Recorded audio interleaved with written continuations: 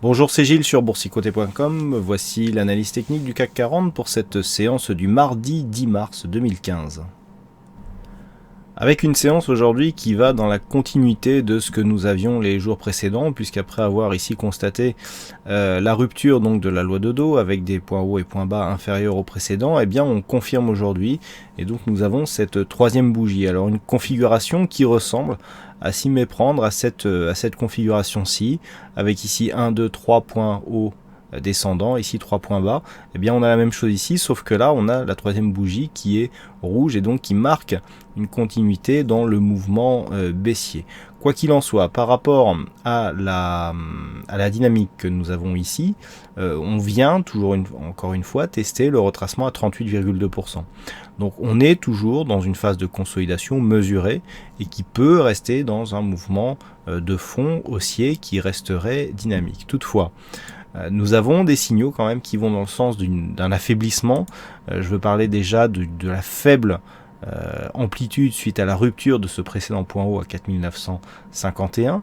On avait bien validé cette zone comme une zone de support, mais hier je vous indiquais que le fait que l'on soit revenu, que l'on ait ouvert ici sur un gap baissier qui, après le comblement, avait poursuivi donc sur le mouvement, était un signe de faiblesse. Et puis, je vous avais dit aussi, attention, il y a ce gap haussier qui, le fait qu'il ait été validé comme zone de support sur la séance d'hier, montrait que toutes les velléités haussières n'étaient pas mortes. Et bien aujourd'hui, on vient clôturer au-dessus de cette zone de gap, mais on l'enfonce et on clôture en dessous. Donc on invalide définitivement le symbole haussier que celui-ci représentait, et on continue à s'enfoncer ici dans une phase de consolidation.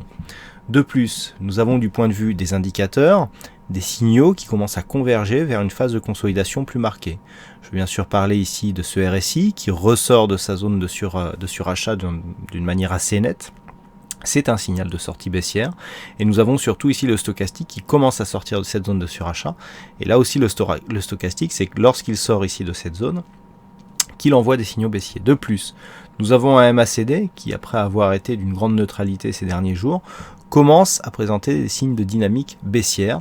Et puis nous avons ces volumes ici, c'est relativement net, sur cette séance qui commence à monter et qui commence à se placer. Alors c'est très léger, mais d'une manière supérieure à ce que nous avions comme volume ici sur les séances haussières.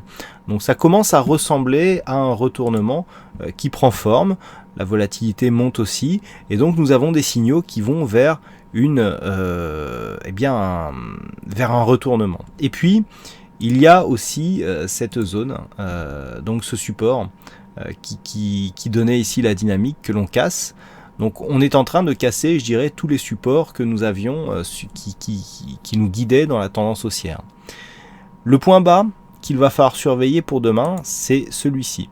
Ce point bas ici que nous avons sur cette séance, il est très important parce que c'est lui qui va définir si le flux peut repasser dans un flux baissier ou pas. Ce point bas ici, s'il était dépassé, on aurait déjà une invalidation de la continuité de la loi de Dow haussière d'un point de vue court très court terme, mais là, d'un point de vue court moyen terme, on aura un nouveau point bas significatif, puisque je vous indiquais hier, un point bas est significatif lorsqu'il se trouve entre deux points hauts. On a un point haut ici, on a un point haut là, donc le point bas qui se trouve entre les deux, c'est celui-ci. Aujourd'hui, on a respecté cette zone de point bas, nous avions une zone ici qui était définie par ces deux points bas, qu'il ne fallait pas casser. On est venu s'arrêter d'une manière proche de cette zone, on ne l'a pas enfoncé. Si demain les cours venaient passer sous cette zone ici dont le point bas se situe à 4856 points, on aurait un vrai signal baissier, renforcé par le fait qu'on aurait une rupture du retracement à 38,2% et que l'objectif se situerait dans cette zone 50-61,8, donc entre 4800 et 4835 points. D'une point de vue de la tendance un peu plus éloignée, si on ne tient compte ici que de ce trend, dont je vous avais signalé que des dépassements par le haut, en général, se traduisaient souvent par une traversée, eh bien on est en train de confirmer. C'est un petit peu ce que je vous indiquais. Alors ça n'est pas intervenu ici sur le premier retour, ce qui m'avait fait tracer ici cette zone de support qui pouvait correspondre à une dynamique d'accélération et donc de sortie par le haut du trend haussier. Je vous avais dit que c'était très rare, mais c'était possible. Là, déjà, on invalide cette dynamique puisqu'on casse cette zone de support. Maintenant, le fait que on reparte ici à la baisse, si on continue sur cette voie-là, on aura un schéma qui là aussi est très classique. Lorsque nous avons en général une tendance haussière que l'on casse par le haut, lorsqu'il y a réintégration, en général, on recasse de l'autre côté. C'est ce que nous avons eu à l'inverse sur l'euro-dollar il y a maintenant quelques semaines, où on avait un trend baissier qui a été cassé par le bas, puisque là c'est un trend baissier, et lorsqu'on l'a réintégré, on a cassé ce trend de l'autre côté. Donc là c'est un petit peu le même schéma que nous avons, et donc c'est ce qu'il va falloir surveiller. Donc les points à surveiller pour demain, c'est donc cette fameuse zone de points bas ici à 4856 points, et surtout dans les prochains jours, puisque là c'est pas forcément demain que la cassure pourrait intervenir, cette zone de support. Donc demain ici on sera à 4825, là une rupture des 4825, si elle intervenait demain par exemple, nous donnerait un fort signal baissier et un signal possible d'accélération. On casse les derniers les symboles de continuité haussière qui continuent à apparaître. Le fait d'avoir la cassure de ce gap ici, le comblement pardon de ce gap, eh bien nous donne déjà une indication comme quoi eh bien les derniers signes de solidité eh bien sont en train de disparaître. Donc on est vraiment ici sur une phase d'affaiblissement. On n'est pas encore sur un retournement, il va falloir casser des points bas pour vraiment valider un retournement, mais il est clair qu'on n'est plus du tout sur la même dynamique que celle qui a porté les cours sur leur récent point haut, alors que tout le monde se voyait déjà à 5000 points, et bien pour l'instant les 5000 points ne sont pas actuellement accessibles. Il semblerait qu'il y ait une phase de consolidation qui intervienne.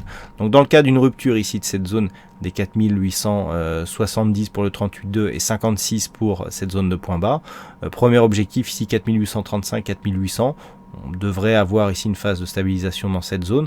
Par contre si on vient à casser ici cette zone de support, si par exemple demain ça intervient, dernier recours ici 61,8%, si on casse toutes ces zones, et bien là on entre dans une vraie phase de consolidation et on reviendra sur des retracements de Fibonacci sur une tendance un peu plus grande pour voir un petit peu à quoi correspondent les 23,6 et les 38,2. Voilà donc ce qu'il faut surveiller, ce qu'il faut savoir pour la séance donc de demain et sur cette analyse technique du CAC 40. Alors aujourd'hui il y avait un fixing, c'est Serge qui gagne sur cette session, donc bravo à toi Serge. Et puis en ce qui concerne les statistiques, on a des chiffres sensiblement similaires à ce qu'ils étaient hier, c'est-à-dire qu'on a une probabilité légèrement supérieure à la moyenne, donc on a une probabilité légèrement supérieure à 50% d'avoir une bougie baissière demain. C'est la même probabilité que nous avions sur la bougie du jour. Bon, ça a été respecté. Toutefois, les probabilités à 5 jours, sans être très puissantes, étaient relativement intéressantes et nous annoncent donc une baisse dans entre 3 et 5 prochaines séances, donc à partir de ce matin. Donc là on en a enlevé une, donc ça fait entre 2 et 4 jours. On devrait, si les probabilités sont respectées, on devrait continuer à connaître un mouvement baissier. Voilà ce que l'on peut dire donc sur cette analyse technique. Donc je vous souhaite à toutes et à tous une bonne soirée, bonne chance dans le prochain trade et on se retrouve donc dès demain pour d'autres analyses techniques sur le site boursicoté.com. Bonne soirée à tous.